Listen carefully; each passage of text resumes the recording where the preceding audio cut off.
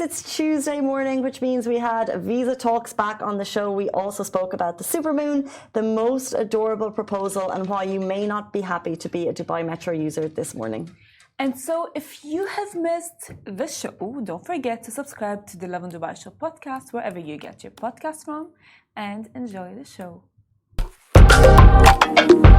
Good morning, Dubai. Welcome back to the Lovin Dubai show, where we go through the top trending stories that everyone across the country is talking about. Good morning to everyone on Facebook, YouTube, Twitter, Instagram, TikTok, and the lot. Our top story for you today: the RTE sets up new 50 dirham minimum top-up for NOL cards.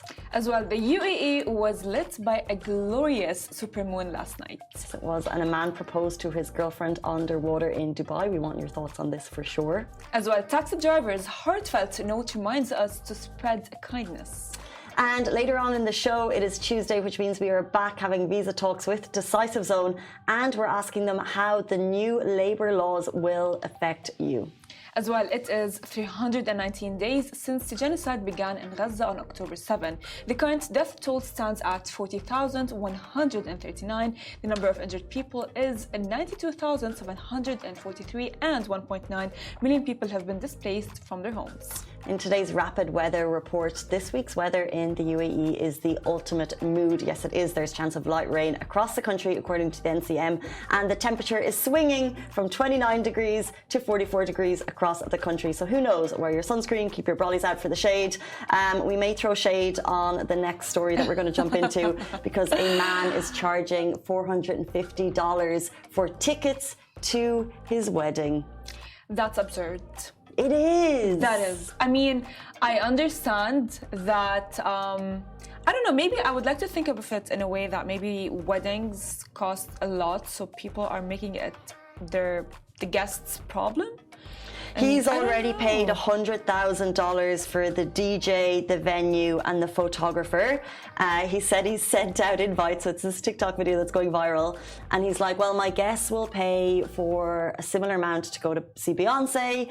They'll pay the same to go to see Chris Brown. And if they love me, why wouldn't they pay the same to come to my event? But that's different. I'm sorry, but that is different. Because think about it in this way, right?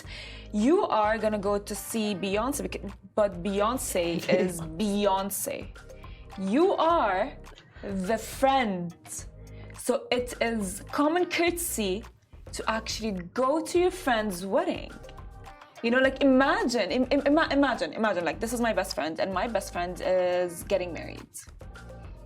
And she tells me, oh, Farah, come here and pay that much money to attend my wedding. I'll be like, excuse me? Yeah. Excuse you? I'm not going to be paying. All right. Like, yeah, I will get you the gift.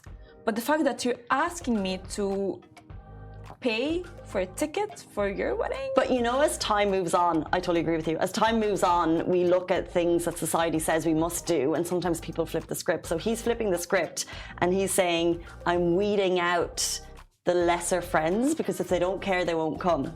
So he's like, only the good, because could you imagine if your best friend was like, okay, I'm getting married, I want you to come and I'm going to make you to pay.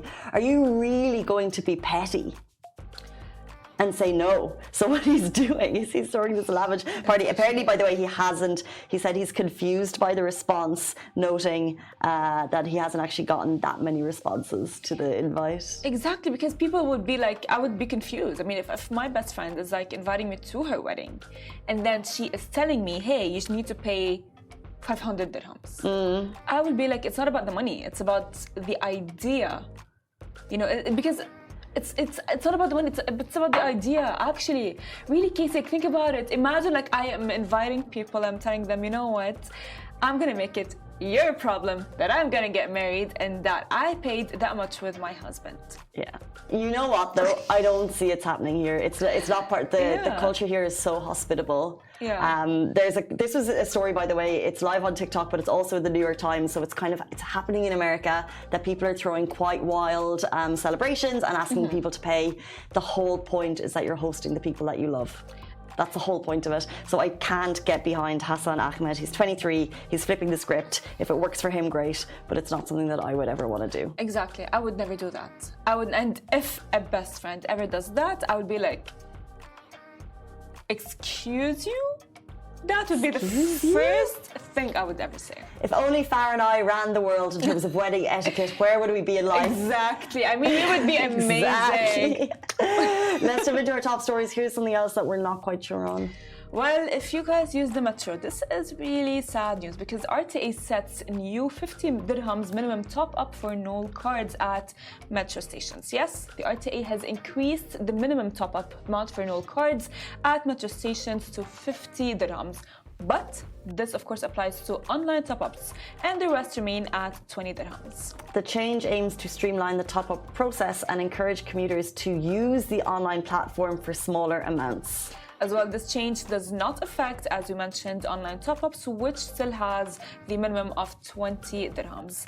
Makes sense. You know, actually, look, this when I read the news, I was like, what is happening? Because, you know, sometimes like you think you might have enough charge in your card when you're gonna go through the metro, and then you are gonna tap the card, and then it will be to your surprise that, oops, you don't have enough money in your card. You're gonna have to, or you have cash, and you're just gonna be like, you know what, I'll just like top it up with like the cash that I have, and finish my cash and use the rest for credit. Because I used to think in that way a lot, that I would keep the cash that I have for the metro and the rest for myself. But you know what you were doing? What? You were contributing to queues at the metro, and what they're trying to do is minimize the amount of people waiting at the metro station, and it would work because you're like, I don't want to put 50 dirham into my NOL card, so I'm going to do it online. It's basically a way to encourage people to use the online process. It makes sense. Everything Dubai is doing is moving towards a digitalized future, and this is one small step by the RTA, which we're actually feeling. You know, like so many things happen that we don't feel. We're like, oh, it's so quick, it's so fast. If you go to the metro one day, you're stuck.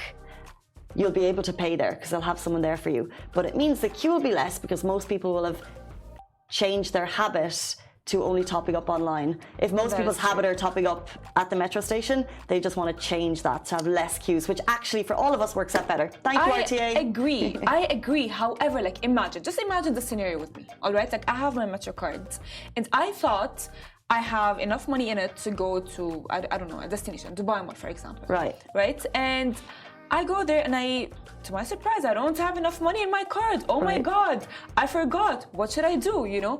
And I have a 30 dirhams cash note in my wallet. Okay. And I want to spend it. I want to get rid of it, get rid of the actual money. Why can't you use your card? Because I don't have enough money in it. I need to top it up. Well, then you'll just... Okay. So I only have 30 dirhams, and I want to top it up only for 30 dirhams. Can't go to Dubai Mall. Exactly. I'm not going to be able to go to Dubai Mall. And what were you planning to buy at Dubai Mall with absolutely no cash in your card? And maybe I was going to meet my friends. Maybe I was going to do something. I think it's a very money can be tight, but I think it's a very rare situation that we don't have the money in our account. However, we may not want to use 50 dirham to top up our NOL card because maybe we won't want to. However, it's rare that we wouldn't be able to. And no one in this city has ever left stuck. I know, but still I'm trying to think of all of the possible scenarios in my head. You're trying to all the possible but the benefits outweigh the negatives, in my opinion.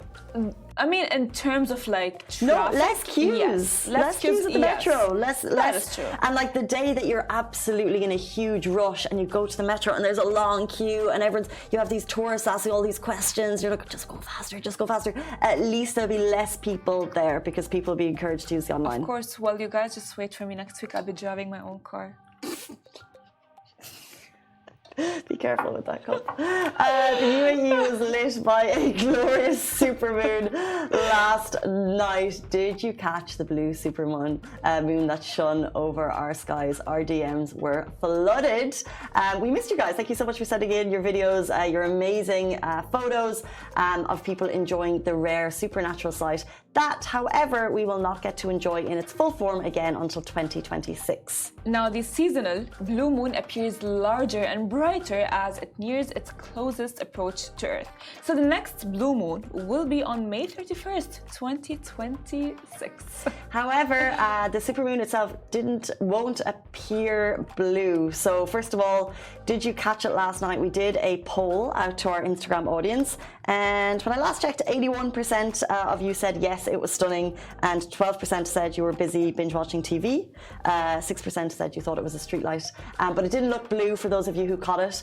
The name comes from the 1500s and was originally have meant betrayer moon, or referred to times when dust made the moon look blue. So although it looked white, we still call it the blue moon, and stargazers absolutely loved it. I thought it was fabulous. From inside my apartment when I was just like, I mean, guys, I think I am the odd one between us, Casey. I missed it. were you binge watching TV, or you thought it was a streetlight? No, I didn't even. I didn't even look at my balcony. I didn't even look out. I was just like sitting in bed and like that. I was sitting like that. I was like thinking, doing nothing. Because sometimes I do go through like phases where like I just sit on my bed and I just like to like sit in serenity and calmness. But I don't know why. How I didn't lovely! Think. Yeah, people think sometimes It's like I'm a natural crazy. meditation. Literally, but I should have watched the blue supermoon, Yeah. because it would have been even a better experience to sit in silence watching the blue moon, but I didn't, because I sometimes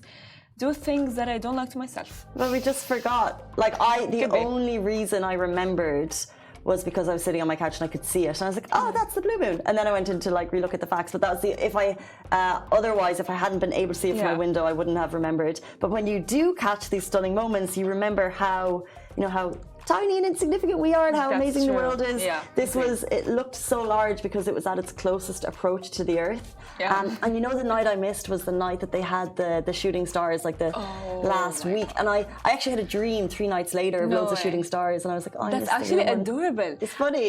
It is. It's. All, I think you were thinking about it, and then your subconscious were like, fine, I will give her like some shooting stars in her dream, which is very cute. I actually as well missed that. Yeah. Yeah, you guys. I'm. Yeah. For that. Back again in 100 years, fabulous. Something we did not miss was the story that went viral yesterday. A man who proposed to his girlfriend underwater in Dubai. Is this the ultimate proposal? When getting down on one knee is definitely not as easy as it looks. A Dubai man made headlines for his unique proposal. Now, the loved-up beau held up a sign saying, "Will you marry me?" as the couple were enjoying a diving expedition in Dera Islands, and she said, "Yes, of course." First of all, how adorable. But as always, your comments are divided. Some people think this is adorable. Other people said it was cringe. How is this cringe? I think this is a man doing something unique, showing, I don't know. It's nice. Anything but cringe. You know what? I honestly love... When I was younger, I used to watch videos of proposals and just like be like, oh, that is so cute, that is so sweet, because it's really cute, it's adorable. And the fact that he actually managed to propose underwater. So he's pulling out, is there a ring there? I don't think so. I think he's gonna give her the ring like when they're gonna go up. I think most people were like, how would you breathe? Because if it was me, and if that was a shock, right? Like if I was genuinely shook, I'd be like, you know what I mean? Like of course. I'd struggle to get my breath out, and then I'd be crying.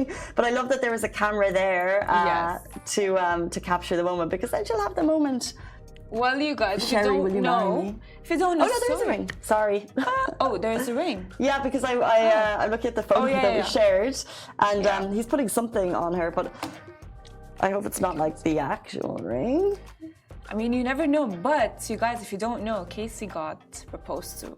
Tell us about your proposal. It's great. I love talking about proposals, you guys. It's so cute. Tell us about your proposal. Have I talked about it on the show? I'm sure I did. Yeah, I mean, just like maybe we can recap. How was it? Did you expect it? Did you know? Did you have a feeling that you were going to get proposed to? When you got I'm pausing because Hesha was asking a question as well. It's kind of like I knew I was getting proposed to within a certain time frame. It's like I knew it was coming before the end of the year. I didn't know a ring had been bought. I didn't know that he was going to get down on his knee on that day. You know what's nice though is that very moment when someone gets down on their knee, It's such a rare thing, and you're like, yeah, and you're like, oh my God. This is great. Like, this is like a power thing that I could just be happy with for the rest of my life. That is so cute. It was a really sweet day. Yeah. I mean, honestly, memories. I have this like weird, I'd say like reaction when someone flirts or says something nice to me. I laugh.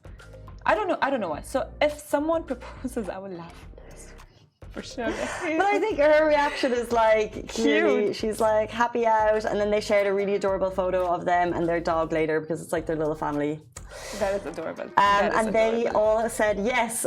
So let's follow that story more. If you want to read the comments, by the way, and see what people are saying, you can always check it out on the post. Get ready to level up your swag game because the latest Lovin merch drop is here. Keep your hands on the Keep Lovin Life signature notebook, by the way. I wish I had it so I could show you. It's really actually one of my favorite pieces of merch that we have. It's your new best friend for jotting down all those brilliant ideas and cheeky notes to your work bestie. Next, don't forget, meet your wardrobe essential, the Dubai iconic hoodie. It's cozy, it's cool, and it's basically your new uniform for those Dubai winter days, which, by the way, they are going to be coming very soon. So if you are waiting for anything, come on, grab your Lovin gear now before it's all snapped up. Which is, honestly, I would say it's a very cute hoodie, and you've tried it. I certainly have. It's super cozy. Came on a Friday wearing a hoodie, a Lovin hoodie. And with the weather being an absolute mood, it's perfect for this week. Yes, 100%. Well, you guys, let's jump to our next story. So this taxi driver's heartfelt note reminds us to spread kindness. In a heartwarming story that reminds us of the power of small gestures, a taxi driver recently left the cutest note for his passengers that read, "Your travel made my day." And it's these little acts of kindness that can truly brighten someone's day and create a positive ripple effect in our communities. So the next time you take a taxi or interact with someone, remember that a simple gesture can make a big difference. I agree with this on a very deep level, because sometimes even a smile can make you feel like, oh, okay, maybe today is not a very bad day as it might seem. I think a smile is really important. Yeah. And you know what's interesting about this is that we were talking earlier about flipping the script. So in that situation, like a service industry environment, the customer is the person who should be saying thank you. That's true. So when he is saying thank you, I think it really makes the customer be like, oh, and especially when, especially when, like, taxis are genuinely quite affordable. We know the type of living situations that we're all in, and we know that this man, generally, if you've ever spoken to a taxi driver, they have hard working lives and they're genuinely doing it because they've got a family back home that they're supporting. 100%. So that is their goal in life, to work hard so their kids can go to university, work hard so their kids can have a home. Like, I've spoken to people, they've got farms at home, they've got cows, they've got sheep, and this is what they're doing. So when they say thank you to you, it makes you rethink everything. That, like, why are they thanking me? And then it makes you realize thanks goes in every direction. I agree with you. And as well, by the way, taxi drivers, they work long hours driving a car, and driving a car for long hours is not really that easy. You get really sore, you get back pain, you get knee pain, and the list goes on. And some of them are really, as you said, they have like a whole different life. And in that moment, when you're driving a taxi, maybe in your head it's your own world and everyone's living in it. But then when you see such a cute note, or you see the taxi driver is thanking you for riding with him in the car, it just makes you think that, you know what, maybe life is not that bad. Yeah. Which is very cute, I would say. Well said. It's 8:48 on Tuesday morning, which means it's time to have Visa Talks with Decisive Zone. Today we're talking about the new labour laws, which went live last week, the rules changes and how they could possibly affect you. Do stay tuned. They'll be with us after this very short break. Welcome back to the Lovin Dubai show. Today's guests are Salome Lewis and Sahil from Decisive Zone. They're here to simplify the big changes in the UAE labour law. So if you're on a visit visa or looking to hire, these new rules could have significant impact. We will understand what's happening and what it means for you. Welcome to the show. Welcome back. Thanks for having us back. We're happy to be here. New laws dropped last week. What does that mean for us as an audience? I like how we speak about it like a new drop every week. Yeah, new drop. I mean, every week something changes in the UAE, and it's so hard to keep up with these things if you're an entrepreneur, if you're on a visit visa, and that's why I think these topics are so beneficial. Well, 100%. So this current new labor law amendment, ensures that UAE continues to prioritize and protect employee rights. So there were cases where companies would hire like employees or people that were on visit visas or tourist visas and then promise them like the legal documents that we all follow to get a visa here, and then would not provide them with the promised like employment or any of that sort. So the fines for that used to be something between 50,000 to 200,000 initially, and now these amended UAE laws have increased them from 100,000 to 1 million AED.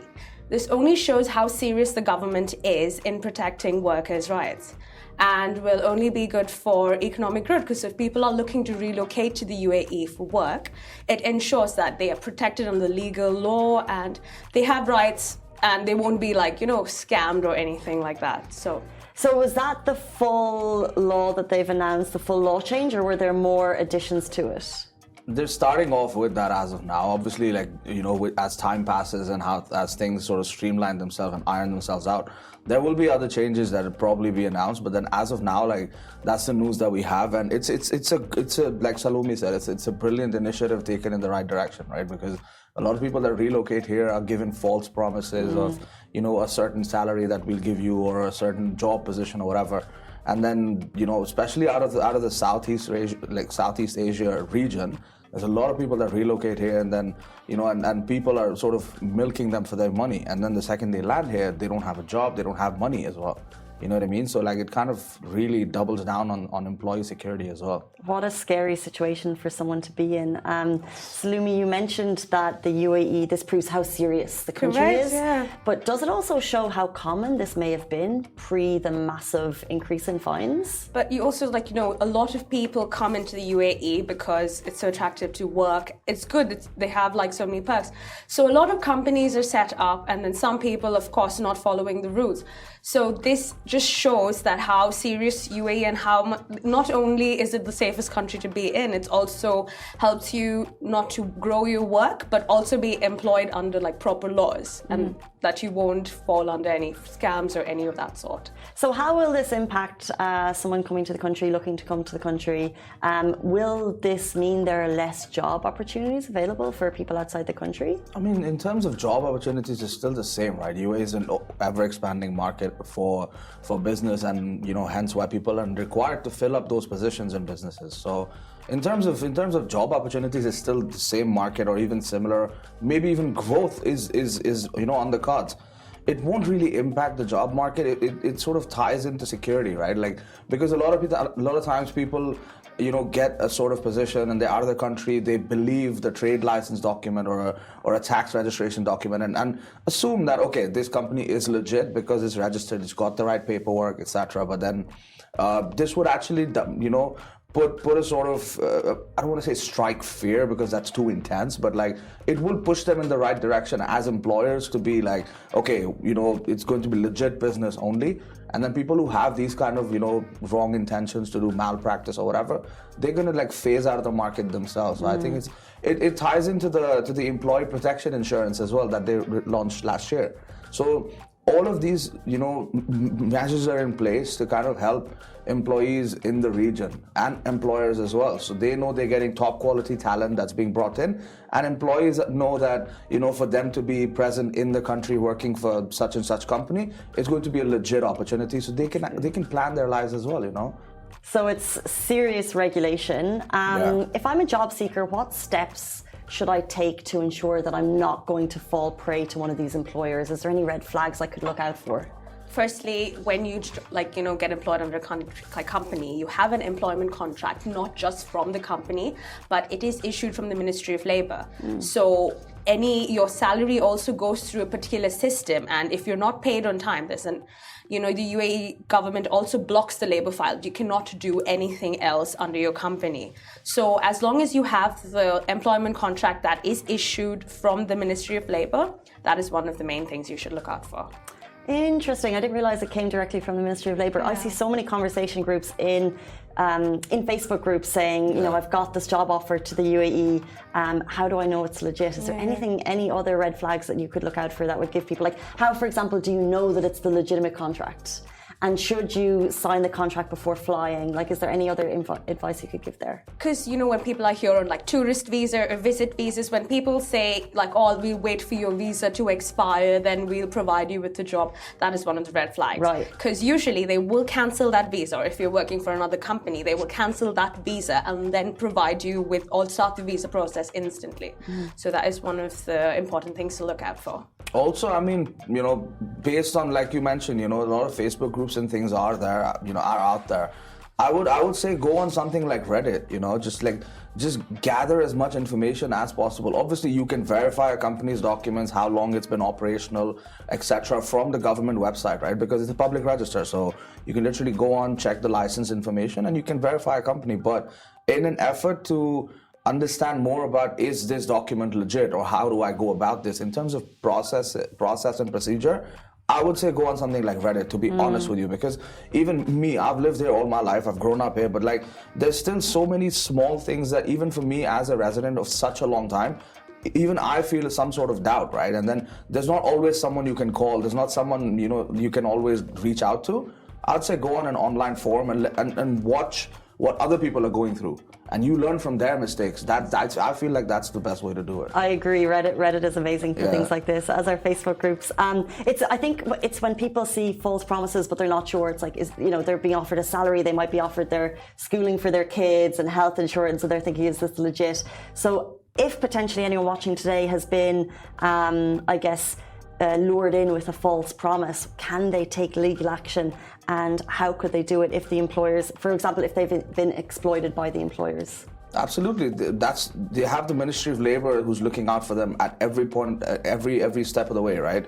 So if you've got a legitimate employment contract that's been submitted from the employer who's lured you into this situation, you can go up to the Ministry of Labour straight up. Just take the employment contract, make sure that you have the company documents, you have all the information, any communication, even on WhatsApp. Even WhatsApp is now considered to be legal form of documentation. So you don't have to hesitate and be like, no, but it was on WhatsApp. That counts as a legal sort of document now at this point in time. So any conversation, any information that you have, or you can gather up to, file a complaint, head straight to the Ministry of Labour. And that's the reason you have rights, right? Use it. What if I'm working under a visit visa and I am uncomfortable with the situation? Is it in my best interest to bring this forward to the ministry? 100%. You can they even have a contact number. But I can lose my job, for example. No, so they keep it discreet. They will do you inform that you're worried that you're under this company, they're not providing you with the correct documents. They will do whatever they can be discreet to make sure the company is operating properly. Okay. And because if that one person's complaining, there might be other people as well who are scared for the exact same reason. So we're saying, for example, if you have you believe you're under a full-time contract and you realize that it's actually not legitimate, you can bring this forward to the ministry and they'll have those conversations with the company. Absolutely. Interesting. Can employers still offer job trials to visit visa holders under the new regulations, or is that now completely prohibited? No, prohibited. There is a probation period every company gives. Once you're in the probation period, they have to start your visa process, your employment contracts. You sign the documents with the company. If it doesn't work, the probation period is for ending the contract or so on, unless you become a full-time employee. So visit visa is for visiting? Yes. Yeah. Everything else? Only. So what should people do if they suspect a company is still hiring visit visa holders illegally? Blow the whistle. But I didn't tell you that. Right. But yeah, no, it's honestly a case where if you suspect that this is something that's happening in the company that you're working at, I would first want to have a conversation with HR, but then you also understand that there's so many businesses at so many varying levels and different, operational cultures where the HR might not give you the right response, right? And then in that case, if you suspect that that's a thing, I would say, again, raise a concern with the Ministry of Labour, because everyone's registered on that, right? So try to have a conversation with them, try to be like, I suspect that this is a thing, and then let them do their due diligence, and at least you did the right thing in that case. Right, and from your own personal experience at Decisive Zone, you've seen so many businesses pass through, and I believe entrepreneurs they could be extremely creative in their field, they could be extremely incredible bosses, but there's human error. Yeah. So have you ever seen people to make a mistake in this process? And if I'm an employer now and I have people on visit visas, but it's a genuine error, I'm trying to get their visa sorted, maybe I don't have a big HR team behind me, what do I do in that situation? It's a straightforward case that, let's say, even if a person has been working with you on visit visa and I've legitimately applied for their visa and it's already been submitted and things, as long as you have the application number that has been submitted, you're good. As an employer, you're good. Because then it's a case of immigration has to approve it. Sometimes it takes a week, could take a month for whatever reason, it may be. So as long as you've applied for the visa, you're okay. And then that in an effort of a document, you're good. Okay, so as long as you stayed above the letter of the law, you followed the regulation, then you're in a good spot. And if people have more questions on this, if someone wants to dig a little bit deeper, how can they reach out to you directly? DecisiveZone.ae. Google us, you'll find us on Instagram. And also, if I just wanted to throw it out there. We've also been working on something. We've been discussing starting businesses and living the Dubai dream and things. So we wanted to also, be a part of that and help people start their journeys off. So go onto our Instagram, go onto our socials. We'll be launching something very, very, very exciting today, I think. Yeah. And keep a lookout on our socials, and I promise you won't be disappointed. Can you tease it a little bit more? I feel like you're dropping something, but you're just you're teasing. I'm pretty good, right? No, so like I said, we've been discussing starting businesses for so long, and we understand that there's so many people out there with a brilliant idea that need a sort of push in the right direction and a nudge to get things going. Maybe they have budgetary issues or whatever the case may be. So what we've done is, with our free zone partners, we've actually decided to give away and help people set up their business free of cost. So we're going to get your business license set up. Obviously, terms and conditions apply. I just wanted to throw it out there. But yeah, we want to help people, live their Dubai dream. You know what I mean? We've been discussing it for so long. It's a case of backing it now. So we're really doubling down and helping lucky people, they can enter the draw on the post, and So amazing. Decisive Zone come and sit with us every single Tuesday, bringing inspirational business stories in the UAE. You see everything happen, unfold, and you're there for people every step of their business journey. Thank you so much for being here again. Thanks for having us.